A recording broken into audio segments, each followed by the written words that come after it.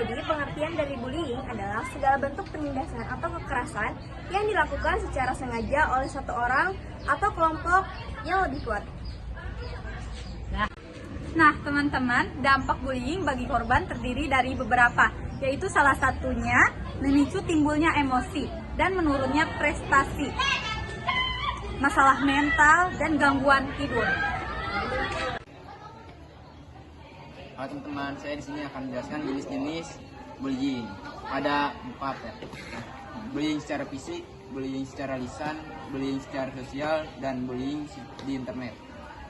Halo, saya Jahid dari 11 IPS 2 akan menjelaskan cara mengatasi bullying. 1. Tunjukkan prestasi. 2. Jalin pertemanan dengan banyak orang. 3. Tumbuhkan rasa percaya diri. Tidak terpancing untuk melawan. Jadikan bully sebagai penyemangat untuk sukses. Jangan menunjukkan sikap takut atau sedih. Laporkan pada pihak yang berwenang. Sekian, terima kasih. Kalau contoh bullying di sekolah, contohnya adalah menendang teman yang ukuran badannya lebih kecil atau memukul teman hanya karena tidak mau mengikuti perintahnya. Terima kasih.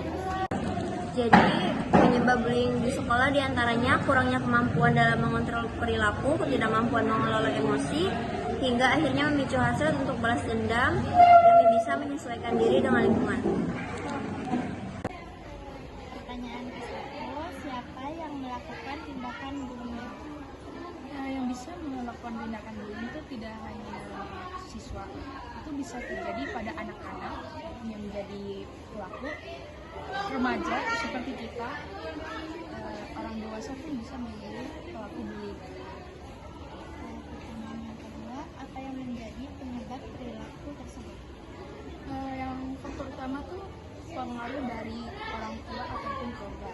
Bisa jadi dia merasa kurang kasih sayang dalam keluarga, kurang perhatian, dan juga kurangnya edukasi yang diberikan sejak dini atau sejak kecil.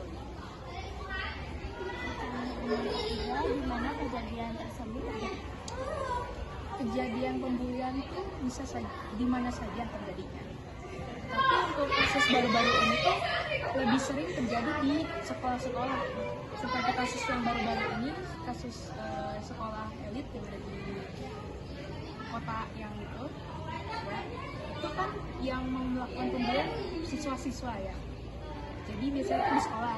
Cuma nggak cuma di sekolah aja, bisa jadi di rumah.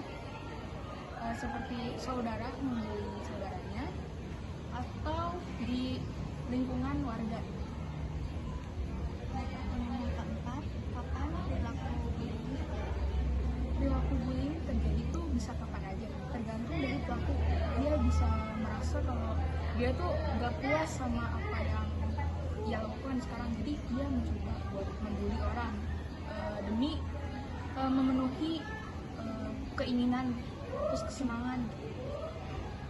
Nah, yang kelima, mengapa perilaku itu dilakukan? Kenapa bully dilakukan? Itu karena bisa jadi orang tersebut merasa sakit hati kepada si korbannya. Ya, dia pernah disakitin sama si korban. Si korbannya tuh kayak belum minta maaf, atau enggak udah minta maaf tapi si pelakunya nggak terima, atau enggak si pelaku ini kayak ngerasa dia tuh lebih berkuasa, lebih kuat dibandingkan korbannya, jadi dia tuh lebih milih buat menindas dibandingkan. Yang terakhir, bagaimana dampaknya terhadap korban dan lingkungannya sekitar? Pembulian tuh bisa dari fisik sama non fisik ya. Kalau fisik tuh kayak pemukulan gitu. Itu pemukulan bisa menyebabkan korban itu luka pada bagian fisik kayak lebam-lebam, atau bahkan lebih parahnya bisa ada kecacapan pada fisiknya. Kalau non fisik tuh kan percakapan kayak non verbal, omong dari omong ke omong gitu. Bisa jadi korban tuh merasa sakit hati gitu.